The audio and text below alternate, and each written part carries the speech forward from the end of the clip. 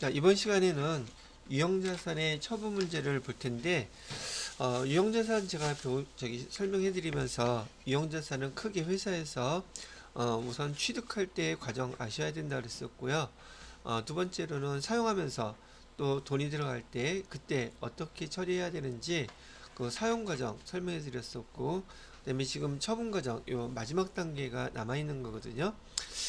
근데 우리가 지난 시간에 배웠던 거를 보시게 되면, 자, 보시죠. 제가 설명해 드렸을 때, 유형자산의 취득과정, 유형자산이라는 게 사용 목적이다, 영업용이다, 업무용이다, 이렇게 사용한다고 그랬었고요. 취득과정에서는 요 부대 비용이 되게 중요합니다, 라고 얘기 드렸었어요. 그래서 특히나 실무 문제가 됐거나, 실무에서 업무 볼 때나 자격시험 볼 때, 여기 그 유형자산을 취득하고 난 다음에 취득세, 등록세, 분명히 세금인데 우리 기록할 때에는 취득한 자산명으로 기록해 주세요 그랬었단 말이죠. 아주 잘 나오는 거니까 참고로 기억해 두시고요. 자, 그 다음에 사용 과정에서 발생하는 것들은 지금 자본적 지출이다, 수익적 지출이다, 요게 하나의 이슈예요. 즉 유형자산을 취득하고 난 다음에 또 돈이 들어가긴 하는데, 그걸 기록할 때 자산으로 기록하는 것을 자본적 지출이라고 부르고, 그다음에 비용으로 기록하는 것을 수익적 지출이라고 부른다, 그런 뜻이에요. 자본적 지출은 사용하는 금액이 워낙에 크니까 돈을 쓰고서 그 해의 비용으로 다 떨지 말고 자산에다가 포함시켰다가 내용연수에 맞춰서 얘도 감가상각 같이 해주라는 뜻이에요. 반면에 수익적 지출은 금액이 상대적으로 별반 크지 않으니까 그냥 올해 비용으로 다 처리해 주세요, 이런 뜻이란 말이죠.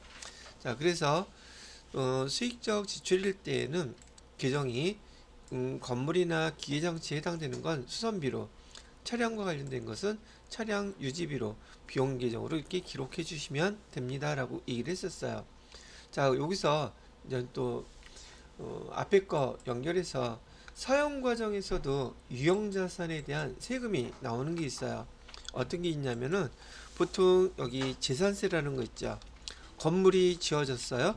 건물이 지어지면 1년 동안 사용하다가 재산세 납부하세요 하고 지방자치단체에서 고지서를 보낸단 말이죠. 사용 과정에서 받는 이 세자 들어간 거는 세금과 원가로 써야 돼요.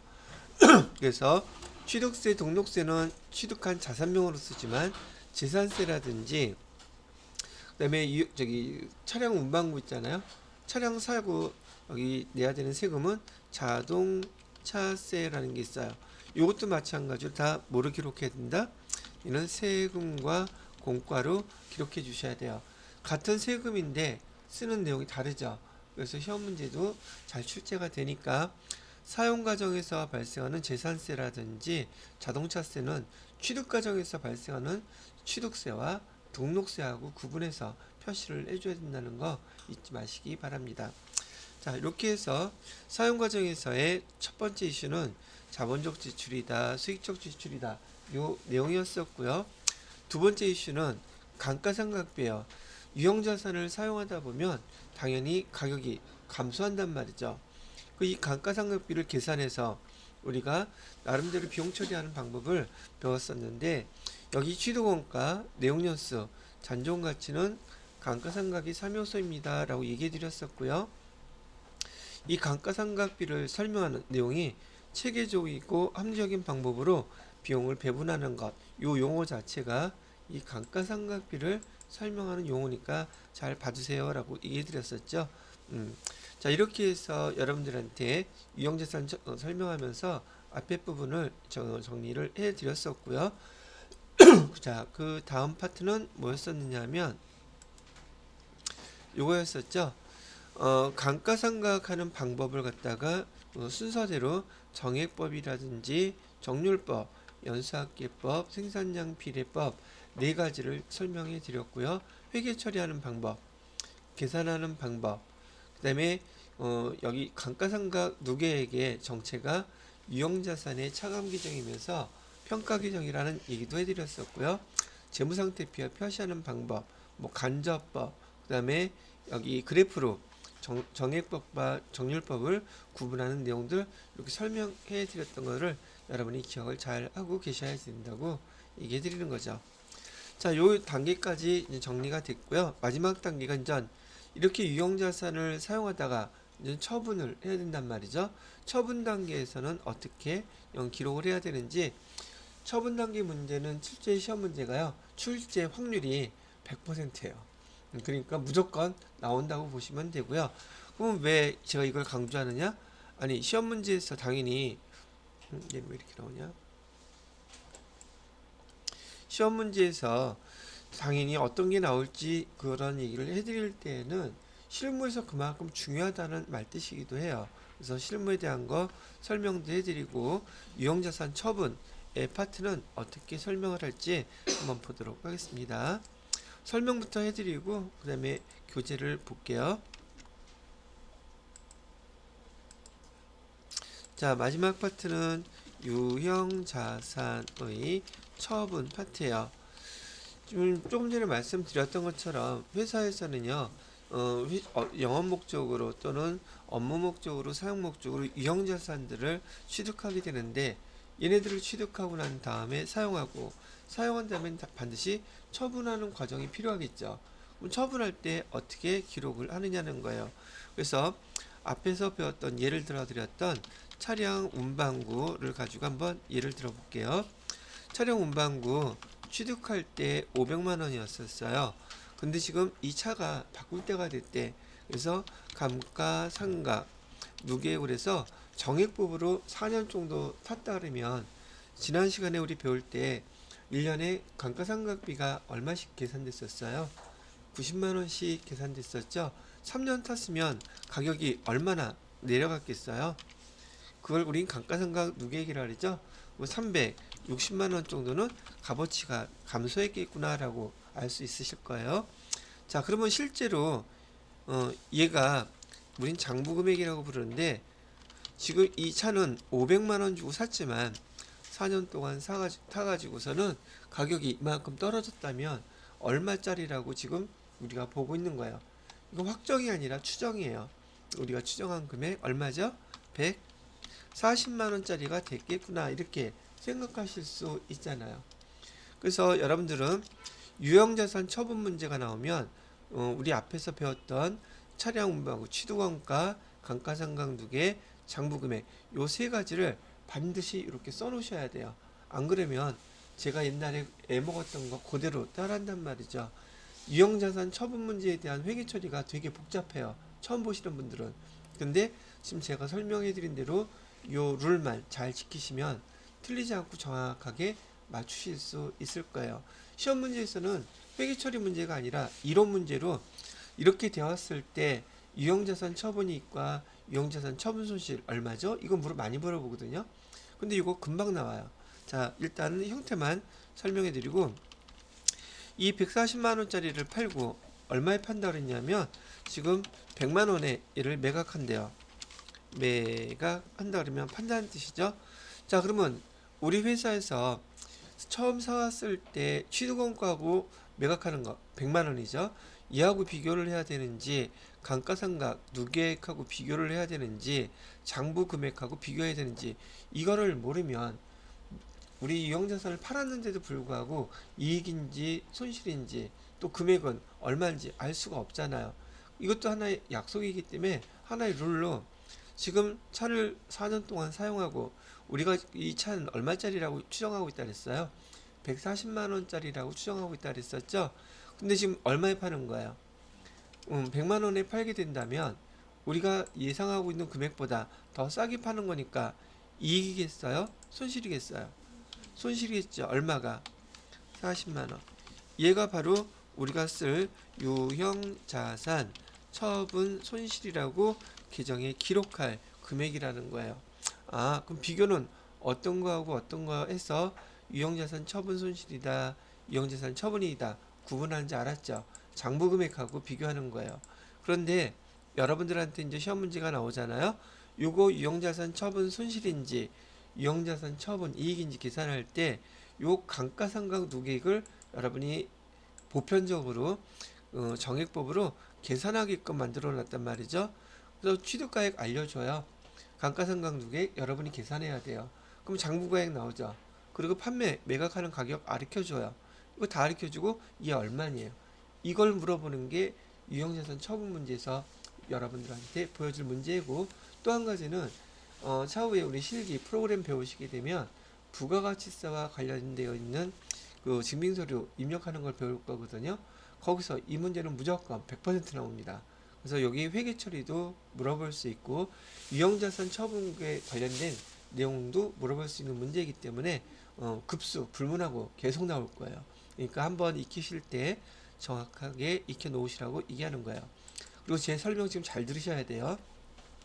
지금 제가 여기 회계 처리를 했어요, 안 했어요? 전혀 안 했죠. 계산만 한 거예요. 자, 이거 회계 처리할 테니까 여러분이 천천히 생각해 보면서 회계 처리를 해봐요. 지금 이 차량 운반구 우리 팔았죠. 처음에 얘는 차량 운반구는 자산 계정이잖아요.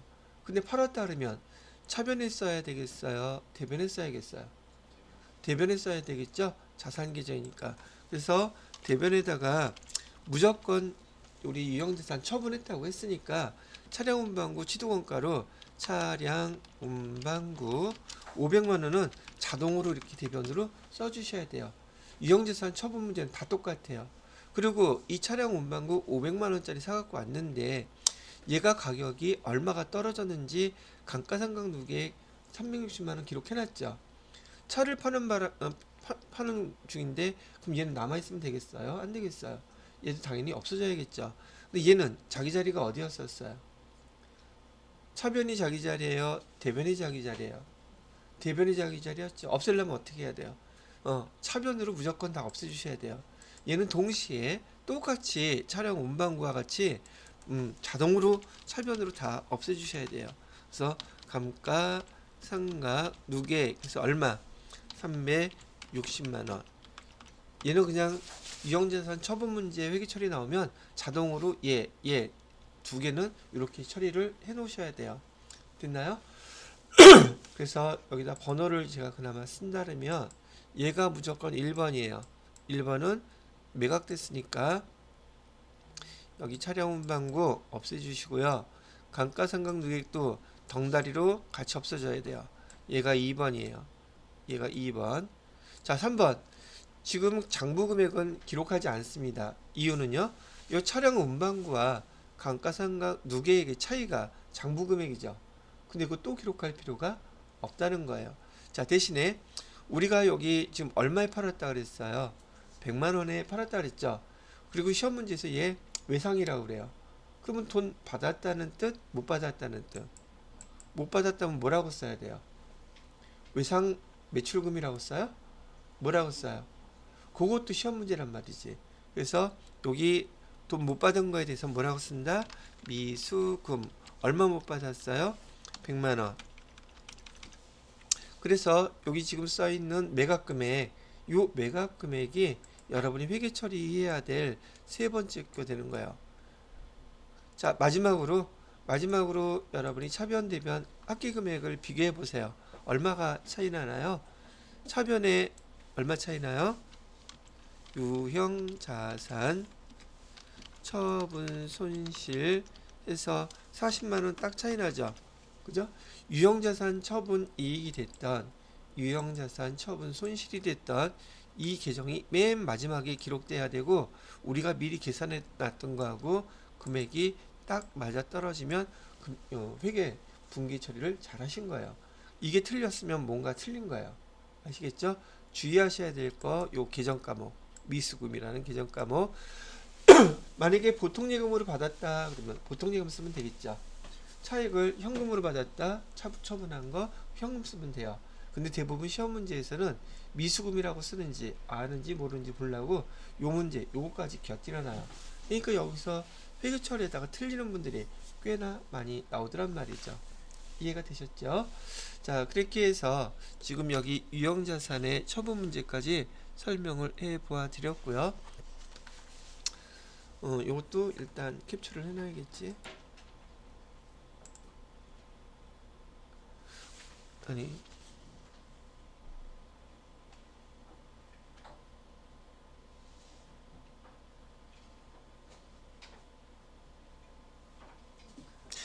바로 연습해 보면 되겠다.